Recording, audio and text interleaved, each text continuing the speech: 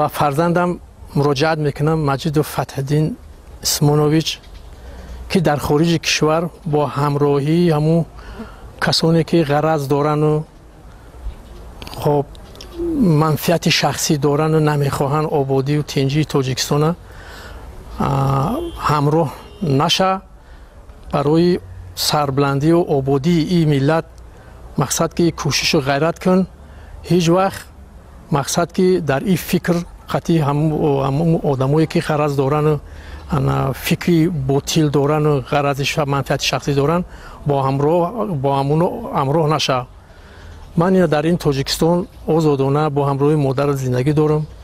تاجیکستان تو در خارج کشوری در داخل نیستی که بینی که در تاجیکستان چقدر پیشروی ها شده است.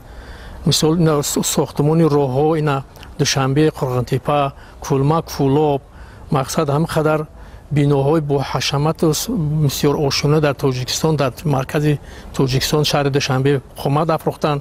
اینا گسی نیروگاه برقی روغون آباد شده است. هم قدر آبادی و پیشروی، قدر ساختمان بنگاه طبی و مکتب ها و قدر باغچه بچگانه آباد شده است. هم قدر پیشروی در تاجیکستان در یگان جای دیگه خیلی پیشروی نیست. اگر ما از همه قدر پیشروی و همه قدر مقصد که آبادی اگر وای کنیم نوز کنیم، یک بی انصافی و یک بی مدنیتی و یک بی اخلاقی خیلی همون انسانه.